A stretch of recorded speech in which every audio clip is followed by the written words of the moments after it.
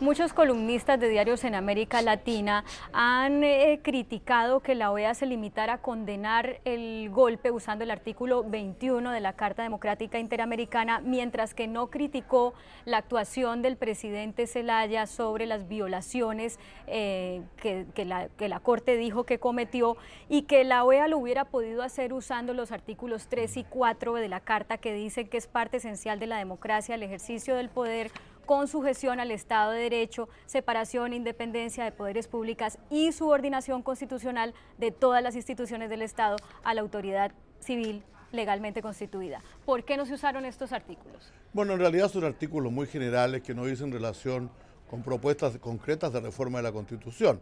Ahora, de lo que se ha criticado al presidente Zelaya, en realidad es de tratar de buscar una norma parecida a la que hay en todas las constituciones de América, y en las que, por así decirlo, varios presidentes además ya han tenido éxito en reformarlas, que es permitir la reelección del presidente, incluso no inmediata. Ahora, por alguna razón, eso es un tema que en Honduras está prohibido plantear.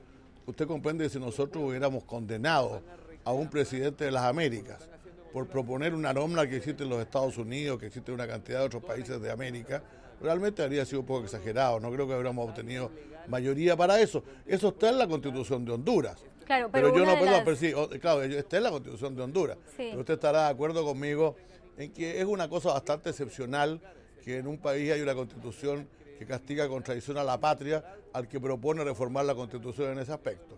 Bueno, pero una de las violaciones no es que quisiera promover una reforma a la Constitución, sino que no estuviera acatando los fallos de la Corte. No, pero eso es un tema que debían ver ellos, pues si eso está en la Constitución, ellos pueden someter a proceso al presidente Zelaya, y lo podrían someter a proceso cuando quisieran. Lo que no pueden hacer nadie en el mundo de hoy, espero, es sacar al presidente de su cama y echarlo del país en un avión.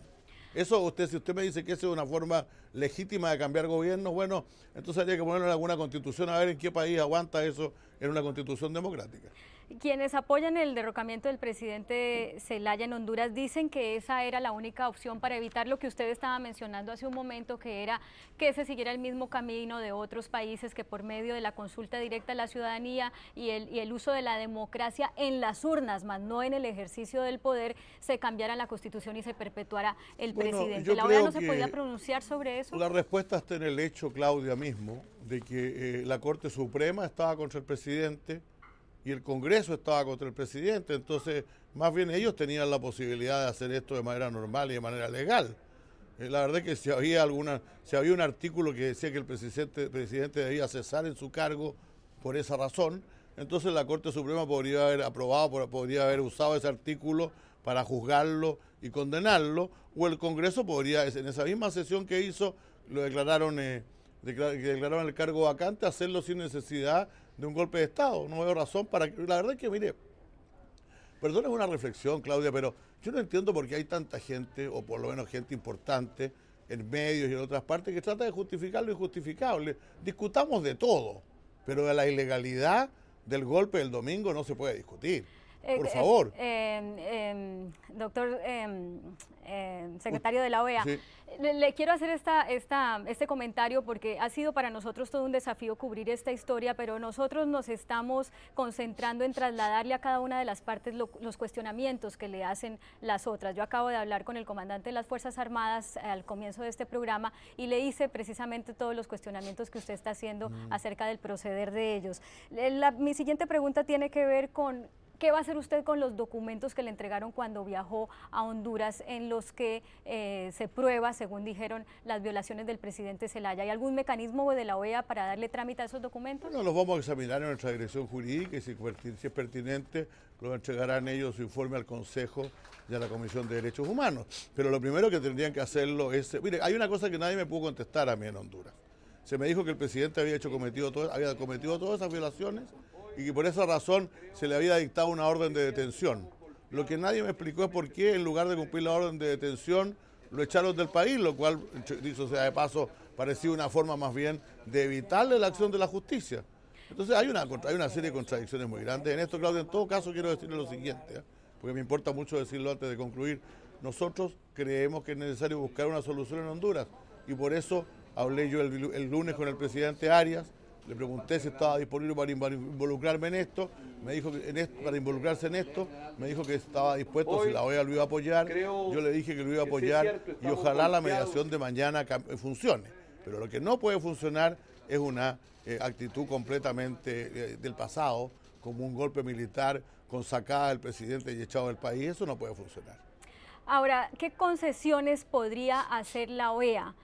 Teniendo en cuenta que ya se abrió la puerta al diálogo, porque también es claro que sería difícil la gobernabilidad del presidente Zelaya cuando él sea restituido, si es que esa es la decisión, porque hay una gran cantidad del pueblo que apoya que el presidente Zelaya haya sido sacado del cargo. ¿La OEA haría, por ejemplo, la concesión de apoyar un adelantamiento de elecciones? Mire, yo quiero decirle lo siguiente, Claudia, si usted conversa con cualquier presidente de nuestra región y le habla de la cuarta urna, de los artículos pétreos, de la reforma constitucional, del adelantamiento de elecciones, esos no son temas que les interesen. Lo que les interesa es reponer la constitucionalidad, la normalidad democrática y devolver al presidente al lugar donde debe estar. Las concesiones o negociaciones que se hagan para eso estarán todas bien si el presidente Zelaya las acepta. Pero lo único que no se puede hacer es permitir que permanezca la inconstitucionalidad, la ilegalidad, la falta de democracia de haber expulsado a un presidente elegido de su país. ¿La OEA había sido invitada como observadora para la consulta?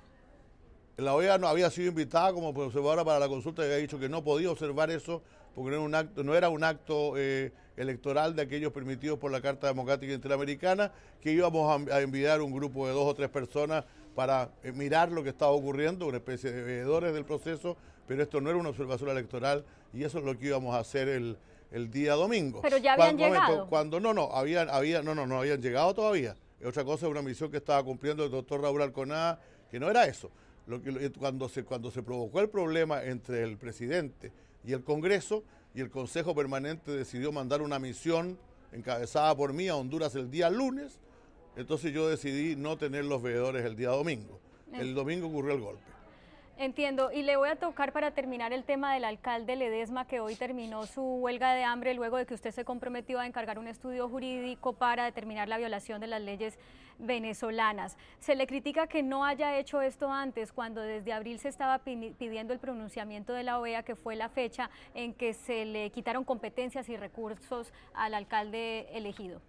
Bueno, yo hablé con el señor Ledesma hace unos días atrás, estuve en mi oficina, y le expliqué los dos problemas que teníamos. Primero, yo estaba dispuesto a hacer gestiones y las hice, y de hecho hemos conseguido algo al parecer para que se repusieran los fondos para pagar los sueldos a sus funcionarios.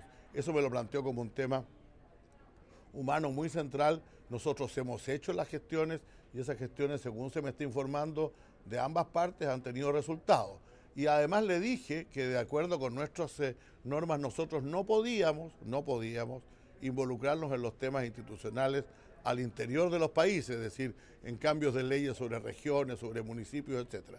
A raíz de lo que él ha hecho hoy, le he prometido entonces realizar ese estudio y le he dicho también que voy a recibir, como se lo había dicho en esa ocasión, a otros gobernadores y legisladores venezolanos que quieran hablar conmigo, porque nosotros practicamos una política de puertas abiertas en esa materia. Yo me alegro mucho de que el alcalde Ledesma, Antonio Ledesma, haya decidido de poner su huelga de hambre y salir del local de la OEA, y por cierto voy a cumplir lo que le he prometido, voy a pedir el estudio jurídico, nada más que, repito, creo que es muy difícil que nosotros podamos determinar cómo un país debe organizarse internamente y qué municipios puede tener y qué municipios no puede tener. O sea, hay cosas que se le piden a la OEA que no se le piden a ningún otro organismo internacional.